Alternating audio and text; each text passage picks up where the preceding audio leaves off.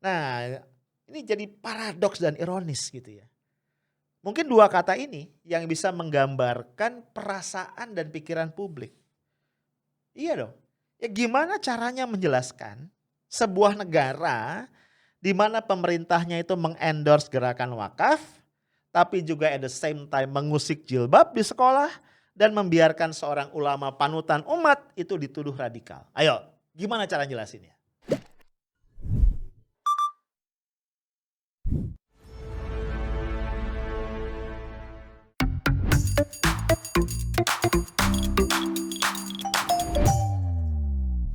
Dalam rangkaian ikhtiar besar ini, saya juga menyambut baik peresmian brand ekonomi syariah. Ini sangat penting untuk meningkatkan awareness masyarakat sebagai dukungan atas seluruh kegiatan ekonomi syariah Indonesia dan menyatukan gerakan meningkatkan nilai tambah ekonomi syariah di negara kita Indonesia. Akhir kata, dengan mengucap Bismillahirrahmanirrahim, saya luncurkan, saya resmikan Gerakan Nasional Wakaf Uang dan Brand Ekonomi Syariah pagi hari ini. Halo guys, malam ini kita nongkrong lagi ya di Highlight. Kita akan ngobrol tentang beberapa hal yang masih hangat di sekitar kita. Ya mungkin lo masih ingat ya, Senin 25 Januari 2021 itu ada seremoni penting di Istana Negara. Pagi-pagi ya, Presiden Jokowi didampingi Wapres Kiai Haji Ma'ruf Amin, Menteri Keuangan Sri Mulyani Indrawati dan sejumlah pejabat lainnya itu meluncurkan Gerakan Nasional Wakaf Uang GNWU dan juga launching brand ekonomi syariah ya. Nah, melalui gerakan ini tampaknya Pak Jokowi berharap agar umat muslim nih berpartisipasi untuk meringankan tugas pemerintah dalam mengatasi kemiskinan dan juga mengurangi ketimpangan sosial lewat wakaf tadi, ya. Apalagi pemerintah juga menyadari banget tampaknya potensi wakaf yang gede banget ya. Lo bayangin ya, wakaf itu totalnya potensinya adalah 2.000 triliun per tahun. Wih, gila ya. Kemudian di antara itu 188 triliunnya adalah wakaf uang. Dahsyat ya potensinya. Nah, yang menarik nih, gue kan ngepoin ya di akun YouTube-nya Sekretariat Negara yang memuat tadi acara launching itu. Itu ada kolom komentar itu yang komen 500 lebih guys, ya. Dan anehnya, bukan anehnya juga ya. Yang bikin gue bingung lah kira-kira gitu ya. Itu hampir semuanya tone-nya negatif dan menolak. Menurut gue ini menarik, kenapa? Kok bisa seruan pemerintah untuk berwakaf, yang jelas-jelas wakaf itu adalah syariat Islam, justru mentah-mentah ditolak ya oleh umat Islam, oleh umat muslim. Ini kenapa ya kok bisa? Nah, dari komentar-komentar negatif itu guys, ada yang menyoroti sikap pemerintah tuh yang paradoks. Ya, di satu sisi ngajak umat berwakaf, tapi di sisi lain memojokkan umat Islam dan juga ulamanya dengan narasi radikal, narasi terorisme dan segala macam. Ya, syariat Islam ditolak, tapi syariat wakaf diterima. Jadi itu yang nulis komentar bilang gini, hukum syariat no, duit syariat yes. Tajam ya. Ada juga yang khawatir dana wakaf ini akan dikorupsi sebagaimana bansos. Parah ya. Kecurigaan yang lain ya, gerakan wakaf ini dinilai menggambarkan indikasi bahwa negara udah gak punya duit nih ya. Sehingga ada yang minta agar bentuk-bentuk religious charity yang ada di agama lain, misalnya kalau di agama Kristen itu ada perpuluhan ya, itu juga digunakan ya oleh negara untuk bayar utang. Jahil juga ya. Nah, yang juga disorot publik adalah ini, penggunaan simbol Islam, ya. Yang misalnya Bu Menteri Keuangan itu berkerudung ya di momen ini, padahal sehari-harinya enggak, ya. Jadi mendadak berjilbab lah kira-kira gitu, mendadak syariat, ya. Nah guys, kita pernah ngobrolin ini ya, panjang lebar di podcast 134 ya, kalau gua nggak salah. Ini lihat lagi thumbnailnya ya. Nah, sebagaimana pembahasan kita di situ tuh ada dua hal ya yang bermasalah dalam launching ini. Maksudnya launching Gerakan Nasional Wakaf Uang. Yang pertama nih masalah subjeknya, masalah endorsernya ya. Kenapa gue bilang begitu? Karena bagaimanapun ya kita nggak bisa bantah. Pak Jokowi, Menteri Keuangan Sri Mulyani ini nggak punya track ya sebagai orang-orang yang peduli terhadap syariat Islam. Ya bahkan di mata sebagian publik ya, comparing to presiden-presiden sebelumnya ya, rejim sekarang nih itu dianggap, ya ini anggapan ya, paling Islam and Muslim unfriendly. Ya, yang paling tidak friendly terhadap syariat Islam, ajaran Islam dan juga kaum muslim ya, umat Islam gitu. Ya itu yang pertama. Yang kedua persoalannya menurut gua adalah masalah timing. Kenapa? Karena gerakan nasional wakaf uang ini diluncurkan saat apa? Ada kasus-kasus yang ini bagaimanapun melukai umat muslim. Yang pertama misalnya ya, kita belum lupa kan, kasus kilometer 50 Jakarta Cikampek, 6 laskar FPI tewas dan sampai sekarang nggak jelas. Ya, karena even rekomendasi Komnas HAM pun sampai sekarang nggak jelas ujungnya gimana. Kemudian apa? Pembubaran FPI tanpa proses pengadilan dan proses hukumnya itu terkesan sangat dipaksakan. Demikian pula proses hukum terhadap Habib Rizik Syihab yang itu dahsyat banget ya. Beliau itu dihantam dengan kalau nggak salah sampai 21 kasus ya, 21 tuduhan ya. Ini semuanya masih sangat membayangi publik. Nah di sisi lain guys, ini masih masalah timing ya. Publik juga mencatat utang luar negeri kita itu sudah tembus 6.000 T. Defisit anggaran belanja kita 1.000 T gitu ya, dan deretan mega korupsi ya, just name it lah. Jiwasraya, Asabri, Bansos di Kemensos ya, dugaan korupsi BPJS Ketenagakerjaan ya, yang sebelum-sebelumnya ya, IKTP segala macam tuh banyak banget. Nah jadi timingnya itu nggak pas. Nah yang gue sesalkan, ini juga gue bahas di podcast 134 itu. Ini pemerintah nih kayaknya susah banget untuk paham bahwa ini masalahnya distrust masyarakat. Dan kalau kita ngomong trust atau distrust, ini urusan rasa. Ya dalam kondisi kayak gini kenapa juga ya Ibu Menteri Keuangan Sri Mulyani itu repot-repot yang ngejelasin di IG-nya bahwa wakaf uang dikelola oleh Nazir, kemudian pemerintah nggak campur tangan, duitnya nggak masuk ke kas negara, nggak dipakai buat infrastruktur. Menurut gua nggak guna. Karena trust problem itu bukan masalah rasional tapi masalah rasa. Ya, dia adalah akumulasi ya dari peristiwa-peristiwa yang mengecewakan, bikin marah dan seterusnya yang itu menggumpal jadi distrust. Nah, ini kayaknya pemerintah susah banget ya buat ngertiin ini. Nah, trust problem dari umat muslim kepada pemerintah itu diperparah lagi dengan adanya SKB 3 Menteri tanggal 3 Februari 2021. Ini yang mengatur ketentuan seragam di lingkungan sekolah yang dikelola oleh pemerintah daerah. Ya.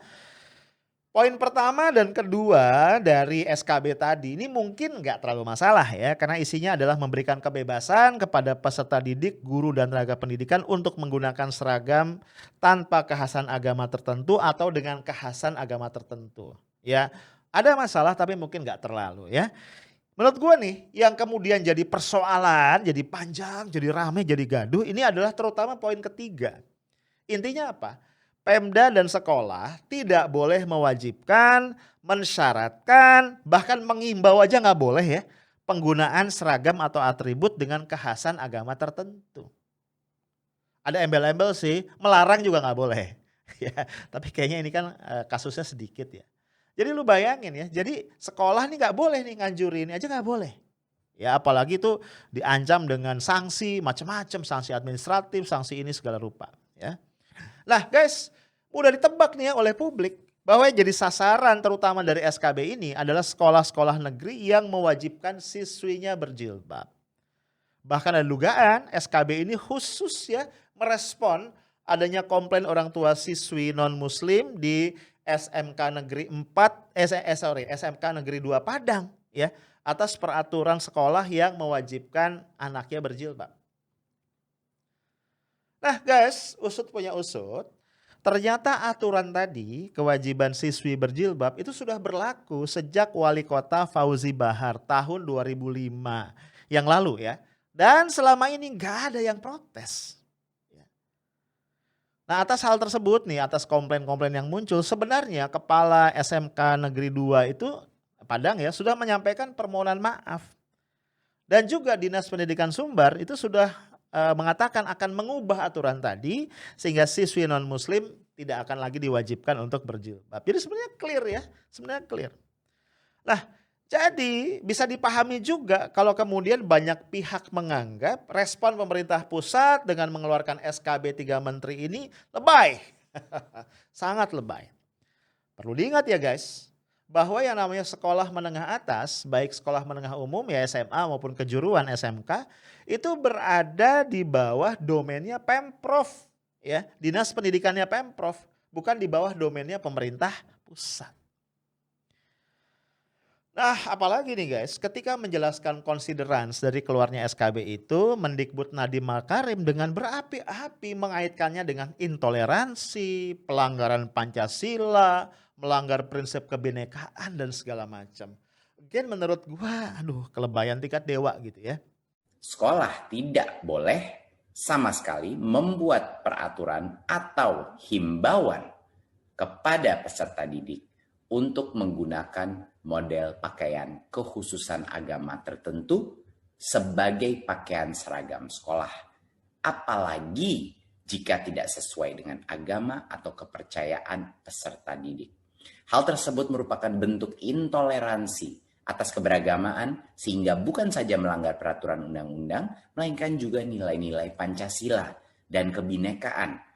Untuk itu pemerintah tidak akan mentolerir guru dan kepala sekolah yang melakukan pelanggaran dalam bentuk intoleransi tersebut. Selanjutnya saya meminta agar pemerintah daerah sesuai dengan mekanisme yang berlaku segera memberikan sanksi yang tegas atas pelanggaran disiplin bagi seluruh pihak yang terbukti terlibat, termasuk kemungkinan menerapkan pembebasan jabatan. Nah, dampaknya apa guys? Muncullah beragam respon nih. Beredar ya, misalnya lo juga mungkin dapat ya, ada satu video yang diunggah oleh Republika. Seorang siswi dari SMKN 2 ya, Angel Vega, ini dia kelas 3 ya. Dia bilang, dia agamanya ini Kristen Protestan. Dia bilang sejak SMP dia udah pakai jilbab ketika di sekolah dan dia nggak ngerasa dipaksa. Dia cuma nganggap itu sebagai apa? Ya aturan berseragam biasa. Dan dia juga konteksnya adalah menyesuaikan diri dengan teman-temannya. Dan dia merasa sama sekali nggak dipaksa. Nama saya Angel Zega. Kalau boleh tahu agamanya? Kristen Protestan. Ini kan sekarang pakai jilbab nih sekolah. Ya. Gimana tanggapannya? Angel pribadi ya. Ini Angel ngikutin peraturan dan menyesuaikan sama teman-teman juga. Dan tidak ada unsur paksaan gitu. Jadi Angel melihat jilbab ini hanya sebagai seragam. Iya seragam ya, atribut sekolah. Tidak ada embel-embel agama dalam hal ini. Enggak. Ini Angel sudah kelas berapa nih? 3 SMK. Berarti sudah 3 tahun ya? Iya. Dan dari SMP juga pakai jilbab. Oh. SMP di? SMP 4. SMP Negeri 4. Tapi memang di SMP itu juga anak-anak semua pakai jilbab semua. Ngikutin peraturan sih dan juga menyesuaikan. Ada diminta untuk memakai jilbab atau bagaimana? Ada di peraturannya ada dikena untuk kita memakai atribut dan memakai jilbab juga, tapi tidak ada unsur paksaan gitu. Nah, of course ya, sosok yang dulu mencetuskan aturan yang mewajibkan jilbab ini yaitu Pak Fauzi Bahar. Ini mantan wali kota Padang 2 periode loh guys, ya. Ini angkat suara, angkat bicara. Dia menolak SKB tadi. Mantan Wali Kota Padang 2 periode Fauzi Bahar menolak tegas SKB 3 Menteri tentang pelarangan atribut dengan kekhususan agama bagi peserta didik, pendidik di lingkungan sekolah dari tingkat SD, SMP hingga SMA sederajat. Aturan seragam sekolah dengan memakai kerudung tersebut telah dibuatnya sejak 15 tahun lalu. Sebagai pertanda aturan tersebut bagus, berbagai daerah termasuk provinsi lain juga banyak yang meniru.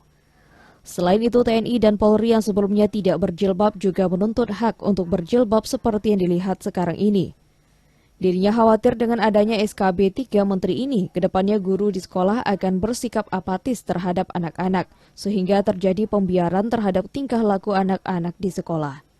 Dirinya juga akan tetap mempertahankan jilbab dan baju kurung di sekolah khusus bagi siswa muslim. Kalau diancam-ancam guru ini, saya takut guru ini apatis nantinya. Waduh ada kok biasalah kok mangai biasalah anak kok jadi apa anak kita? Kita mentitipkan anak-anak kita kepada guru-guru itu. Guru adalah ayah di sekolah, guru adalah ibu di sekolah. Dari itu ini SKB itu harus dicabut lagi harusnya, nggak cocok. Baca dulu Catman-nya dia sendiri dong, nomor 14 itu, yang tujuan pendidikan itu adalah untuk memberikan ketakwaan kepada anak-anak menurut agama dia. Nah, kalau oke lah non muslim nggak pakai, kalau perlu saya bilang aja perda itu rubah khusus untuk non muslim, dilarang pakai jilbab, itu aja. Dilarang sekalian aja.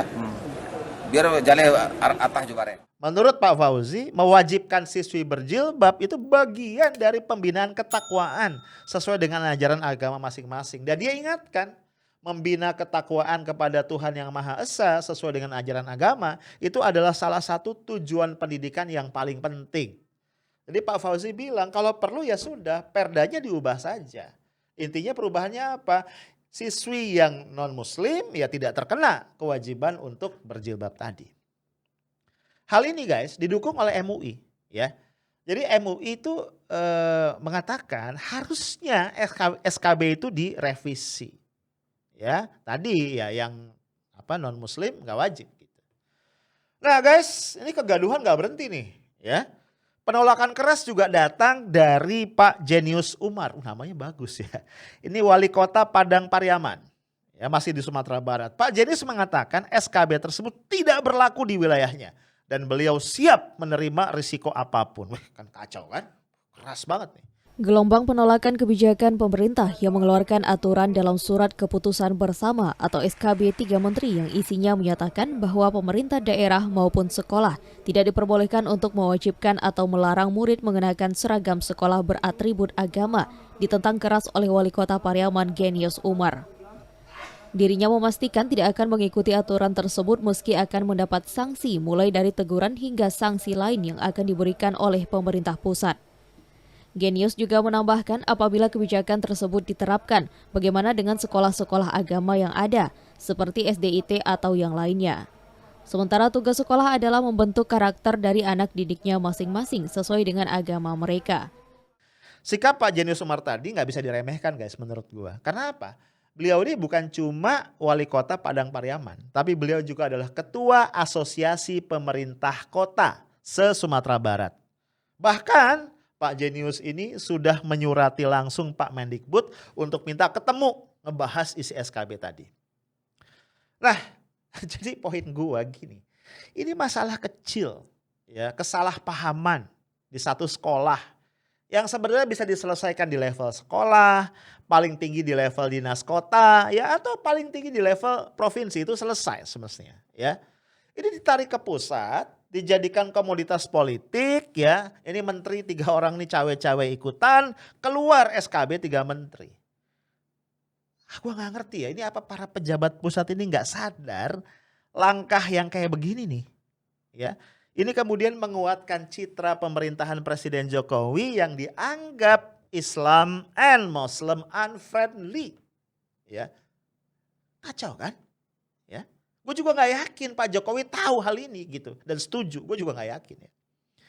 Nah, bahkan nih guys, ada sebagian orang ya, sebagian publik yang menduga ini ada kesan pemerintah ini kok kayaknya sengaja terus ya memancing kemarahan umat Islam supaya bereaksi keras ya. Lalu nanti ketika umat Muslim bereaksi gampang dikasih stigma radikal tuh kan, radikal ekstrim gitu kan. Dan akhirnya apa? Ada alasan bagi state aparatus untuk bertindak otoriter, semakin otoriter dan semakin represif. Itu kesan again ya. Nah guys, belum selesai itu, belakangan umat Islam ini semakin gerah lagi atas tindakan dari sekelompok orang ya yang menamakan dirinya adalah Gerakan Anti Radikalisme Alumni ITB, GAR ITB. Sebenarnya udah lama sih ya dari Oktober, tapi rame-ramenya baru-baru ini ya. Jadi tanggal 28 Oktober 2020 ya, emang sengaja kayaknya ngambil momen ya Sumpah Pemuda.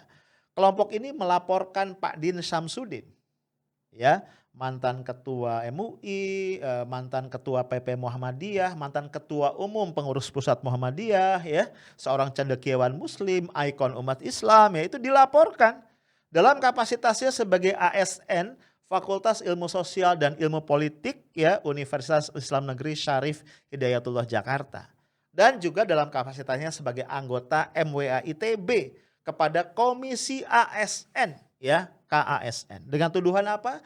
Terlibat dalam radikalisme. Oke. Nah, dalam laporan tersebut guys, itu dikatakan lain begini. Pada tanggal 29 Juni 2019, terlapor melontarkan tuduhan tentang adanya rona ketidakjujuran dan ketidakadilan dalam proses peradilan di Mahkamah Konstitusi yang memproses serta memutus perkara Pilpres 2019. Di samping itu, kesalahan tanda kutip ya, Pak Din yang lain dalam pandangan GAR ITB adalah memimpin kelompok oposisi. Ya kita tahu ya bahwa Pak Din ini adalah salah satu anggota presidium kami, KAMI, Kesatuan Aksi Menyelamatkan Indonesia. Ya ini menurut gua parah ya. Parah. Nah guys, kalau kita lihat ya ini juga ada statement ya. Statement dari jubirnya GAR, Sinta Madesari mengatakan begini. Deklarasi kami, KMI ya, hanya semakin menguatkan alasan kami untuk meminta supaya Pak Din diberhentikan dari MWA karena semakin terbukti sikapnya yang menentang pemerintahan NKRI. Aduh, gue cuma bisa geleng-geleng kepala, parah, menurut gue parah, dahsyat luar biasa. Ya, kok bisa dalam sebuah negara demokrasi nih guys, ini negara demokrasi loh ya, kita nggak ngomong negara otoriter nih guys, ingat ya, kita ngomong negara demokrasi. Sikap kritis, pilihan beroposisi pada pemerintah, itu dianggap menentang negara, itu logikanya dari mana ya? Yang gue sedih nih yang ngomong nih ngakunya alumni ITB lagi, aduh ya. Ini kalau gini nih demokrasi kita nih mau dibawa kemana gitu loh. Nah memang kemudian dua pejabat pemerintah ya, Menko Polhukam Pak Mahfud MD dan juga Menteri Agama Yakut Khalil Qaumas sudah menyatakan menolak ya atau nggak setuju ya terhadap tuduhan itu. Menurut Pak Mahfud, laporan GAR ITB itu tidak ditindaklanjuti pemerintah. Ya karena Pak Din selama ini justru mengusung moderasi agama ya atau istilah Islamnya adalah Islam yang wasatiyah. Pak Din ini kata Pak Mahfud adalah orang yang kritis bukan radikal. Nah Gus Yakut juga mengatakan hal yang senada. Dia menyitir statement presiden yang menyatakan tidak melarang sikap kritis dan juga berharap di sisi yang lain agar persoalannya bisa diselesaikan dengan tabayun ya, dengan konfirmasi, klarifikasi, musyawarah, kira-kira gitu. Tapi guys, persoalan ini sudah terlanjur membuat ya tanda kutip rumah tempat Pak Din bernaung yaitu Muhammadiyah itu bereaksi keras banget guys. Ini satu aja nih yang gue angkat ya. Ketua Bidang Hukum dan HAM PP Muhammadiyah, PP Pemuda Muhammadiyah, Mas Razikin itu mengatakan begini.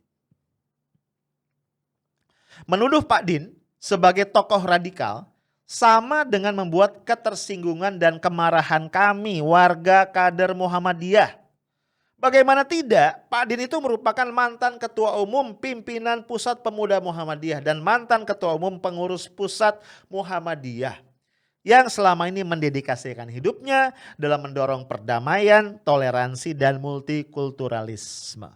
Ya kita tahu ya, Pak Din ini juga adalah tokoh bukan cuma tokoh Indonesia ya, tapi tokoh global yang menyuarakan perdamaian, banyak hadir di dalam momen-momen atau forum-forum interfaith ya, dan kemudian juga mewakili Indonesia di berbagai kegiatan yang itu mendiskusikan tentang peradaban ya, dialog antar agama, dialog antar iman dan sebagainya.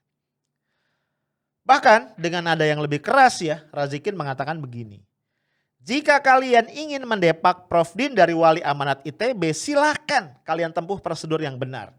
Tidak boleh kalian menuduh dan menuding Prof Din sebagai tokoh radikal yang hanya memicu masalah yang lebih besar. Ini gue pas baca, wih keras banget ya. Nah namun guys, ini dugaannya Mas Razikin bahwa tuduhan GAR kepada Pak Din berkaitan dengan upaya mendongkel beliau dari MWA ITB ini tentu menarik ya untuk dicermati. Ada sebuah sumber yang nggak bisa disebutkan namanya itu menduga GAR ini digerakkan oleh seorang anggota kabinet yang sekarang ya. Tokoh ini kalah dari Pak Din dalam pemilihan anggota MWA ITB yang dilakukan oleh Senat Akademik ITB beberapa waktu yang lalu. Nah gitu ya, sampai situ doang nih informasinya. Jadi Tadi ya dugaannya Mas Razik ini jadi masuk akal ya. Artinya ya make sense lah gitu. Nah, so pertanyaannya adalah apakah statement Pak Mahfud dan juga Gus Yakut tadi ya cukup ya? Kan mereka mengatakan nggak benar nih tuduhan sama Pak Din ya. Pak Din ini bukan radikal. Ini cukup nggak sih untuk meredam kegundahan umat? Kalau gua rasa sih enggak ya. Kenapa gua bilang nggak cukup? Kita lihat ya. Pertama, ya, Pak Din itu adalah bagian dari keluarga besar Muhammadiyah. Ormas Islam yang sudah eksis jauh sebelum NKRI berdiri. Sumbangannya terhadap NKRI luar biasa. Dan juga jangan lupa ya, Muhammadiyah ini sangat mandiri dalam berbagai hal. Ya. Bahkan gak berlebihan jika dikatakan dalam posisi hari ini pemerintah lebih butuh Muhammadiyah ketimbang Muhammadiyah butuh pemerintah. Kalau itu gue yakin. Jadi guys, menurut gue respon yang lebih keras ya misalnya apa? Pembubaran, pengusutan lebih lanjut ini perlu dilakukan atas tindakan gegabahnya GAR. Kenapa? Manuver GAR itu terang benderang merupakan serangan terbuka terhadap persatuan dan keutuhan NKRI. Yang kedua, pemerintah perlu menyadari bahwa tuduhan yang dialamatkan kepada Pak Din ini akan dilihat publik nih kalau nggak hati-hati sebagai bagian dari sebuah gambaran besar sikap dan standpoint pemerintah Presiden Jokowi terhadap umat Islam dan juga ajaran Islam, terhadap Islam dan umatnya ya. Sebagaimana yang gue bahas tadi. Nah jangan lupa nih dalam konteks ini bahwa Pak Din adalah salah satu ikon umat. Ini yang gak boleh dilupakan. Nah ini jadi paradoks dan ironis gitu ya. Mungkin dua kata ini yang bisa menggambarkan perasaan dan pikiran publik. Iya dong. Ya gimana caranya menjelaskan sebuah negara di mana pemerintahnya itu mengendorse gerakan wakaf, tapi juga at the same time mengusik jilbab di sekolah dan membiarkan seorang ulama panutan umat itu dituduh radikal. Ayo, gimana cara jelasinnya? Ya. Nah guys, masih dalam konteks ini, seorang anggota aktif GAR, Nelson Napitupulu mengatakan, jubir Presiden Mas Fajrul Rahman itu aktif di diskusi-diskusi awal GAR. Dan sampai sekarang pun masih aktif, bahkan ada di WA grupnya GAR. Ya, nah tentu saja dengan begini pemerintah tuh nggak cukup ya misalnya nanti sekedar menyatakan oh Fajrul Rahman tuh terlibat di GAR itu sebagai pribadi nggak ada hubungan dengan pemerintah gitu ya kan biasanya begitu ya apa pembelaan diri atau penjelasannya begitu. Nah menurut gua ketidakterlibatan pemerintah dalam manuver sembrono GAR ini akan lebih mudah dipercaya jika ada tindakan yang tegas terhadap Fajrul. Ya tanpa itu again ya klarifikasi apapun yang nanti keluar itu nggak ada gunanya, nggak banyak gunanya. Itu yang kedua. Yang ketiga, dalam pandangan gua, manuver GAR ini lebih mirip buzzer. Benar. Yang getol menyerang siapapun yang bersuara kritis dan beroposisi terhadap pemerintah. Perilaku rendah ini menurut gua membuat sejumlah pihak akhirnya kesal ya memelesetkan ITB. Institut Teknologi Buzzer atau ada yang bilang lagi Institut Terindikasi Buzzer. Gua aja yang bukan alumni ITB itu marah dan malu ya dengan plesetan-plesetan itu.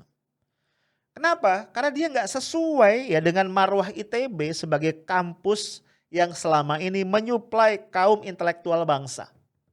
Ya sebut saja dua presiden kita, ya presiden pertama kita Insinyur Soekarno dan juga Profesor B.J. Habibie itu alumnus ITB. Dua orang ini membuktikan kontribusinya dahsyat bagi bangsa dan negara. Ya, jadi kelasnya ITB itu segitu. Jauh lebih tinggi daripada apa hal-hal yang dilakukan oleh GAR. So menurut gua gak cukup ITB sekedar mengatakan bahwa GAR bukan bagian dari kampus ITB. Sehingga bukan urusannya ITB. Gak cukup. Perlu ada pernyataan lebih tegas, mendesak GAR membubarkan diri dan melarang GAR untuk menggunakan nama ITB, simbol-simbol ITB dalam bentuk apapun juga. Ya. Dan bila perlu memberikan sanksi kepada pihak-pihak yang terlibat. Guys, again ini persoalan kita sebagai bangsa. Ya tentu kita mengharapkan agar pemerintah meresponnya dengan serius. ya pihak-pihak terkait ITB misalnya meresponnya juga dengan serius sehingga persoalan tidak meluas dan pelan-pelan masyarakat terutama umat muslim bisa kembali terbangun trustnya kepada pemerintah.